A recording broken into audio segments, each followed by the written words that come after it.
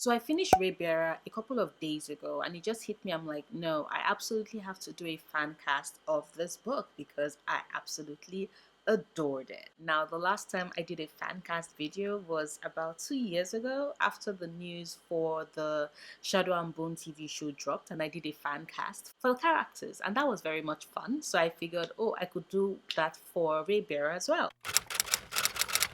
Starting with the lead character, the girl we've all been waiting for, the girl that this entire book centers around, Tarasai. Now, for you to understand my casting of Tarasai, Tarasai is a young girl who has this power, this innate power in her called the Hollow. She's able to access it, has used it to access other people's memories, but she's a girl who has been starved for affection, purposefully for a particular reason, and this reason is linked with the fact that when her mother, the lady, finally gives her the opportunity to leave the secluded home that she's lived in all her life with practically nobody around her, when her mother finally sends her forth to go train with other children to join this elite squad of children that would rule together with the young prince, her mother leaves her with a wish.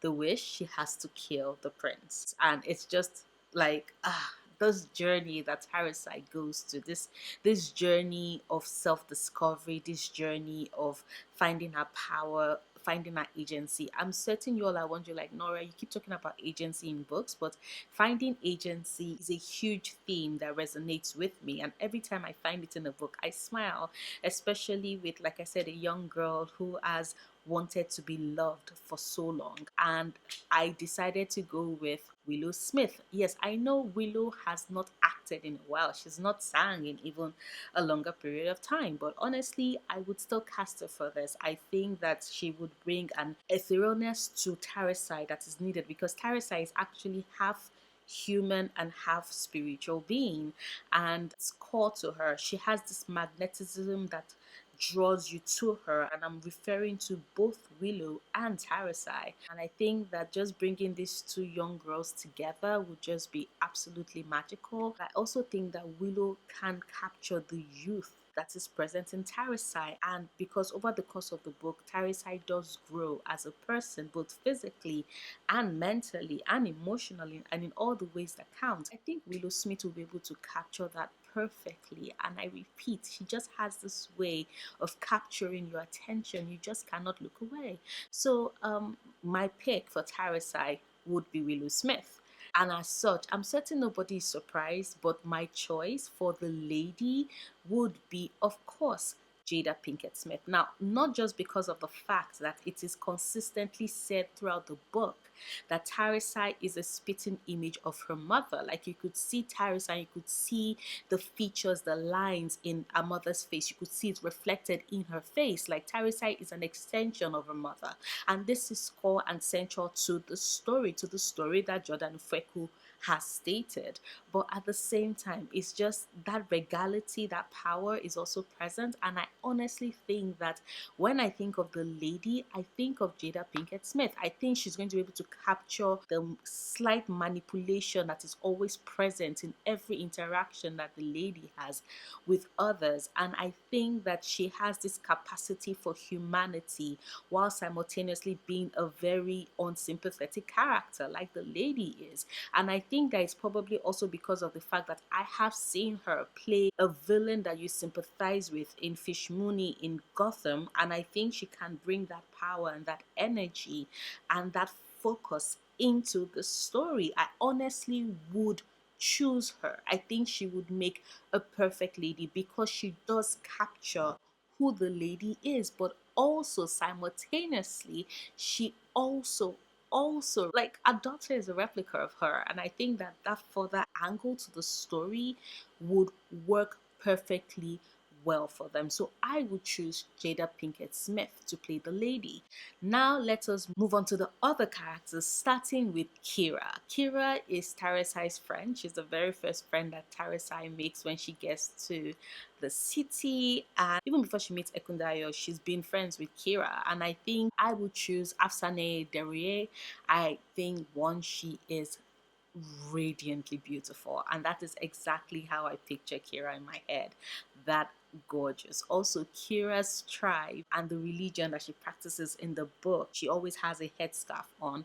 And for me, it just makes sense to have a Muslim actress play her, especially one that has taken quite a number of hijabi roles. And like, look at her, she's gorgeous in every single one of them, stunning. And also, she's British Iranian. Both her parents are Iranian, so it's just you feel that connection.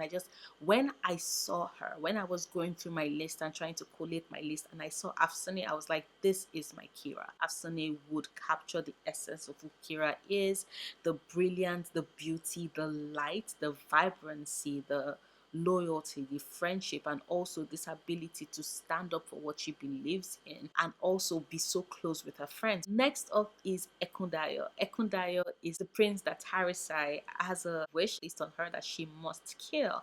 And the way in which it's described in the book is just warm and radiant and joyful, but also very gangly. He grew up from a gangly child to a gangly teenager, and obviously going to be a gangly adult. And the actor that just came to mind for me is Ashton Sanders. I honestly think about it, it does have the gangliness to a T, but also has the regality that is present.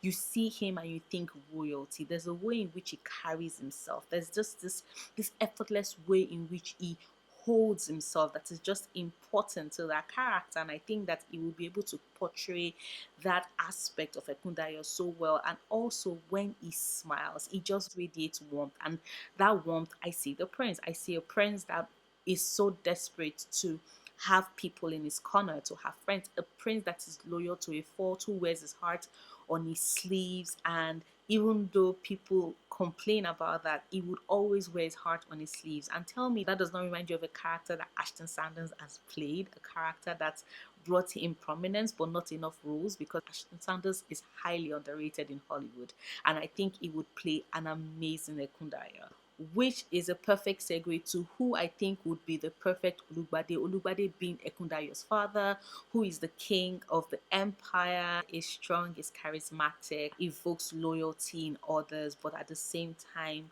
is somewhat of a villain. Like, there's no clear-cut villain in this story, and that's the reason why, one of the reasons why I love this book. There's no clear-cut villain in this story. Each of the villains have a human side to them, and they have a humanity that can be explored. But if there's any true villain in this story and we had to choose one, I would say it's Olugbade. And honestly, I would choose Mahershala Ali for this. I think that one, he does have this, he has this way of carrying himself, this bearing that he brings to every single time he's in front of a camera, that just makes you sit up and you cannot look away. That charismatic aura of absolute royalty. Yes, I'm also flashing back to the imagery of him in his office as Cottonmouth in Luke Cage, and standing just perfectly right, like aligned with the crown of Notorious B.I.G. Like, I absolutely, yes, please. But also, still speaking of Cottonmouth, you can tell he's played roles that have barely concealed menace.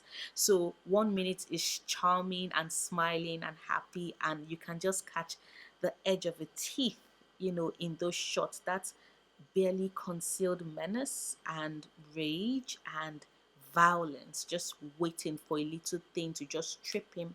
And that's it. It will be out, ferocious and destroying everything in his path. And he showed us that representation as Cottonmouth in Luke Cage. And I absolutely see no reason why it would not be a perfect Olugbade. Like, I am right. Next, I will go with Sanjeet. I knew I wanted an Indian actor to play him, but someone that was still young enough. And then when I stumbled on it, I was just like, yo, this is the perfect Sanjeet. I'm of course referring to Karan Brar.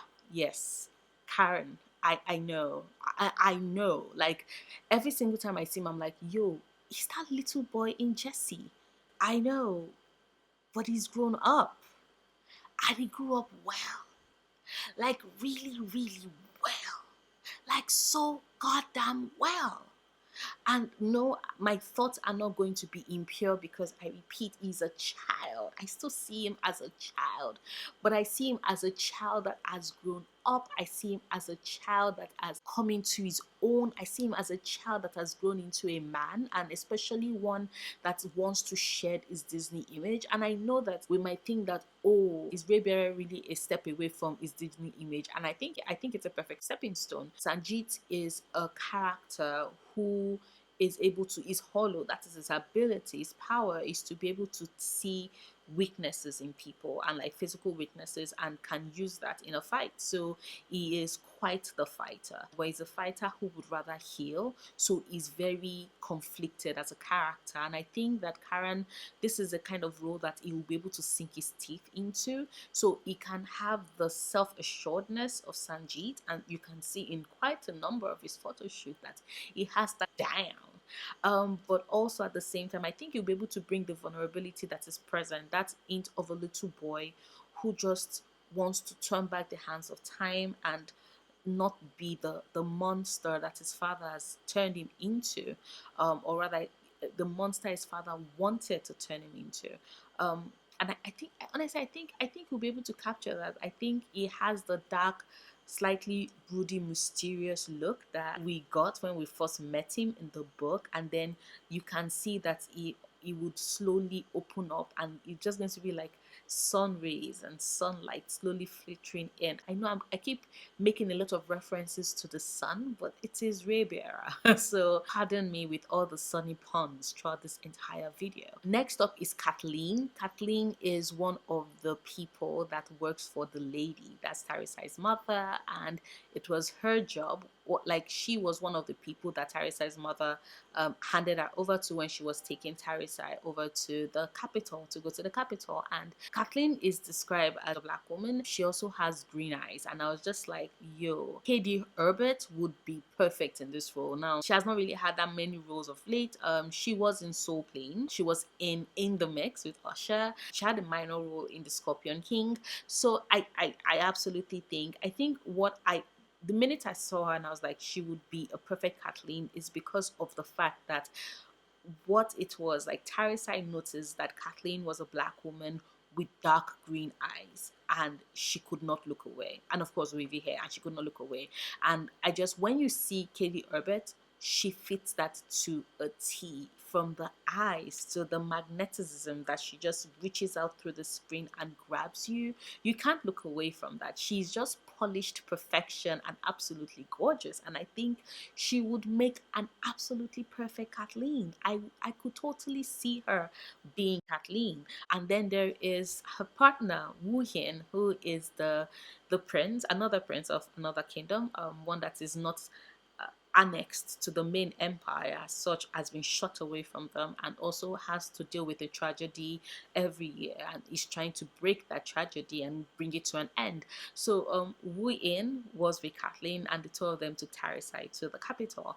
And honestly, I think for him, I would go with Henry Lau. Now, he can be young and cute and fun, and then at the next moment be really, really intense. And I think that Wu-Hin as a character is someone that was forced to be intense because of certain circumstances. And I honestly think that if the circumstances are able to resolve themselves, he would be the funny person, like happier, more relaxed person that he's meant to be, that we got a glimpse of towards the end of the book when he was in company with a certain someone. Now, I personally think Henry Lau would be perfect. One, because of the fact that, like I said, he does have that youthfulness that I associate with Wu-Hin. He also has the body, which you are welcome, 100% welcome. Also, he has this lithe frame that I think would be easy enough, like would make it easy to fly. Also, the tattoos on his arm and on his body just remind me of the markings, the Redemptor markings from the book. So I would say that Henry Lau would be a perfect Wu-Hin. Also because I don't want him to be way too older than the other characters, especially because he's more of an older brother in age to the others, as compared to Kathleen or the lady or Olubade. Next up is Mbali. Mbali is one of Tarasai's pseudo mothers in the book, and she has just this warm, vibrant personality. And honestly, I was like, yo, it's going to be Jill Scott for me. I think, yes, I am totally going to be casting Jill Scott as Mbali in the story. The minute it was that she was introduced, and we're like, oh, she has her hair cut, like cropped close to her head. I'm like, yo, that reminds me of when Jill Scott had, Jill Scott is very experimental with her hair. And there was that period when she had her hair cut like really, really short. Yes, so just like, oh my God, this just reminds me of Jill Scott. And then turns out that she has the Olu abilities, people that can tell stories through music and through song. And I just thought, I was like, it has to be a musician. It has to be a musician who radiates that warmth. And there is no way anybody sees Jill Scott and you don't immediately feel at peace. You don't immediately feel happy. You don't immediately feel loved and seen. She is stunningly beautiful, yes, but she also has this warmth in her presence that you just find calm and you just find peace and you just know love. And that is something that I want, like whoever is going to be playing Mbali, to be able to portray. And I think that is something that Jill Scott already conveys effortlessly, even without playing the role. So I would totally say Jill Scott for Mbali. Next is Thaddeus, and honestly, I'm going with Boris Kodjoe. Like, on it, one is fine. I'm sorry, but sometimes we have to tell the truth and we have to say it as it is. That man is gorgeous, absolutely gorgeous. He also has this bearing of someone that lays the rules and expects it to be followed. And I think that for a justice, for a person that keeps the law and studies the law like Thaddeus does, but someone who had way humble beginnings, which I'm not going to spoil for you, but I honestly think that the character of Thaddeus is something that Boris Kodjoe will be able to portray and look very, very fine doing it. I mean, he already has the charisma, he already has the energy, he already has the presence, he already has the good looks. um I repeat, yeah, he can lay all the laws, all the all the laws. Then there is Melu, who is the spiritual being and also technically Tarasai's father, uh, because it was implied rape, not shown on page, but implied rape. So trigger warning for that. Melu is a strong, powerful being, one that has been through hell and back again, that has seen evil, but that also survived it. And I think for him, I would go with Michael K. Williams just because of the eyes. Like Melu has, like I said, been through hell, and it might look young in body and appearance, but the eyes hold the depth of pain and age.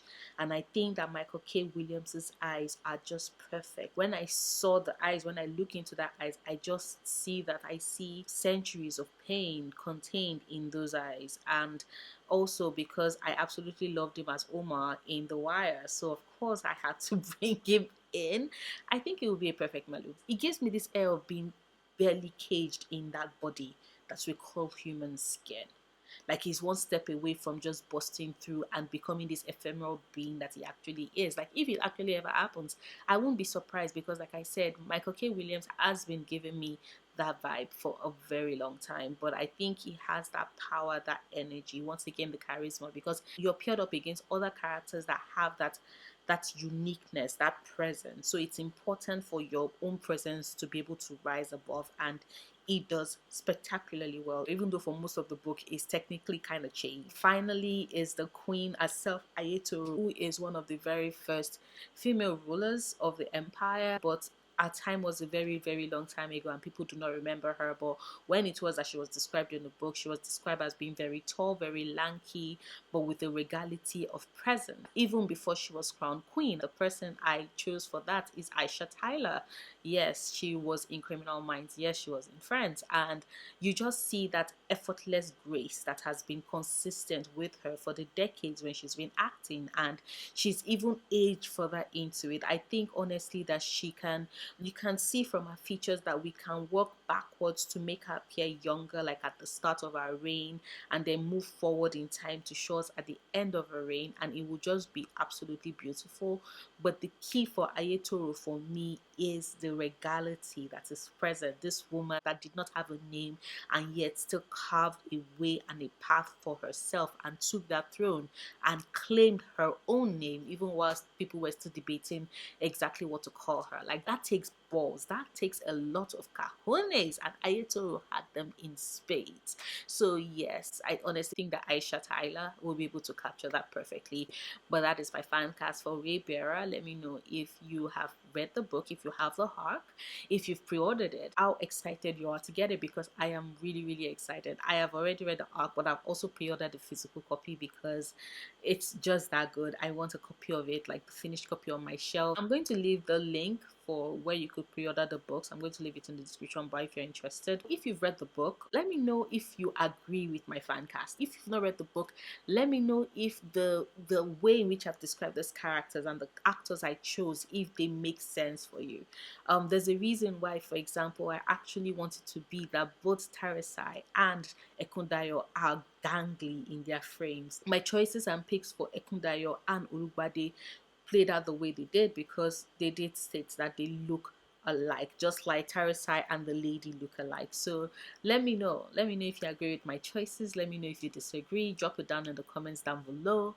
But that is the end of this video. If you liked it, please do not forget to give it a big thumbs up. Check out my other videos. Subscribe if you want to, and if you do decide to subscribe, please click on that notification bell so you can know the minute I have a new video go up. I make new videos every Wednesdays and Sundays at 2 p.m. EST. Yes, that is 2 p.m. EST, and I'll see you soon. Until then, stay passionate, love books, love yourself. Bye.